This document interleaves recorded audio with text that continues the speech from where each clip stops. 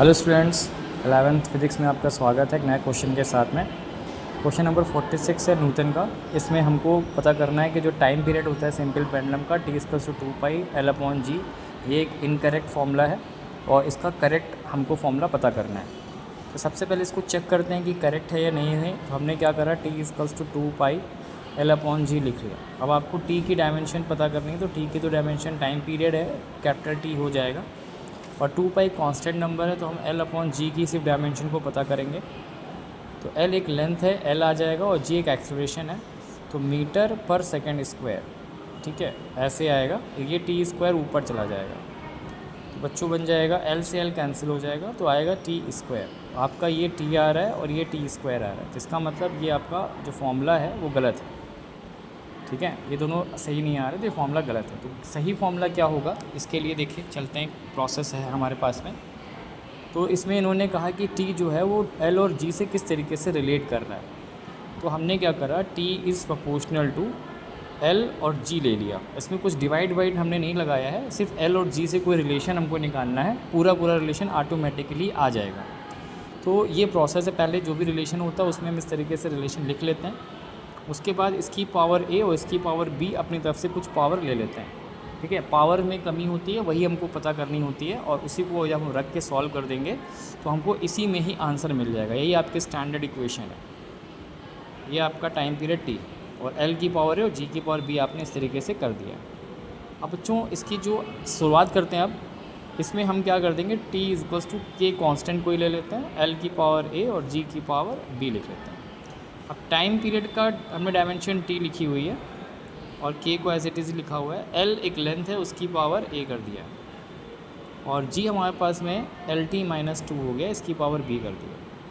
देखिए तीसरा स्टेप थोड़ा ध्यान में रखने वाला होता है। पहले तो हमने उसकी सारी डायमेंशन रख दी है, फिर देखिए एल आपका दो जगह है, तो एक जगह बनाने के लिए इसकी पावर ए और मल्टीप्लाई में पावर्स ऐड हो जाती है, तो इसकी पावर बी इससे ऐड हो जाएगी, तो L+b हो जाएगा।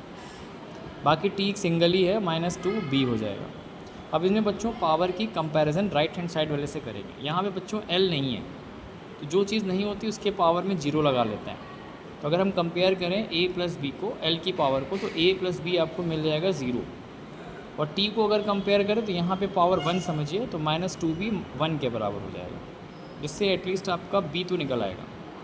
तो b की वैल्यूज़ हो जाएगी 1/-2, ये आपका b हो जाएगा, या -1/2 आप इसको कह सकते हैं। अब b की वैल्यूज़ अगर आपने यहाँ रख दी तो आपको ईज़िली a की वैल्यू पता चल जाएगी 1/2। अब ये आपको दो वैल्यूज़ पता चल गई हैं। अब ये वैल्यू आप उठा करके सीधे ये स्टैंडर्ड इक्वेशन में रख देंगे, तो t आपको मिल जाएगा इस प्रोपोर्शनल टू l की पावर a आपका 1/2 है, और b आपका है g जो है उसकी पावर है -1/2। अब थोड़ा इसकी अगर सॉल्विंग करें बच्चों, तो T=k लिख लेते हैं। अब ये L का मतलब होता है √L, मतलब 1/2 का मतलब √L, और G देखिए इन्वर्स है, मतलब आपको √ लिखना है लेकिन अपॉन में लिखना है। अगर इसको एक साथ लिखें तो आप लिख सकते हैं √L/G, इस तरीके से लिख सकते हैं। अब आज आपको k की वैल्यू कांस्टेंट देखिए आपने उन्हें दे रखा, 2π यूज़ करा, तो ये कांस्टेंट सेम रखते हैं हम लोग।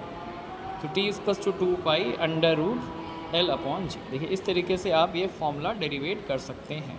जब कभी भी आपको डेरिवेशन का कोई फॉर्मूला आए तो ये आप बेझिझक, ठीक है, ये फॉर्मूला यूज़ कर सकते हैं। This is a type of method by which you can find कि how to frame the formulas if we have some relations between two or more than two types of physical quantity in the order of divide, multiplied, etc. ठीक है। Limitations हैं, limitations आप लोग को theory में पढ़नी होती हैं कि हम क्या क्या नहीं कर सकते। तो बच्चे आप स्क्रीनशॉट इसका ले सकते हैं अपनी कॉपी को पूरा करने के लिए। ये हमारा पास में 46 न्यूमेरिकल था। सीख भी सकते हैं, रिप्रेजेंटेशन भी अच्छा कर सकते हैं, इस तरीके से आप फॉर्मूला फ्रेम भी कर सकते हैं। मेरे चैनल को सब्सक्राइब करने के लिए प्रशांत कुमार लिखना ना भूलें, और M.P2120 बच्चों शेयर कर दो, अपने जितने भी स्कूल मेट्स हैं आपको उसको शेयर कर दो। बहुत ईजिली आपको 11th और 12th की फ़िज़िक्स के न्यूमेरिकल्स यहाँ पे अवेलेबल हो जाएंगे, और आगे चल करके मैथ्स के भी न्यूमेरिकल अवेलेबल हो जाएंगे।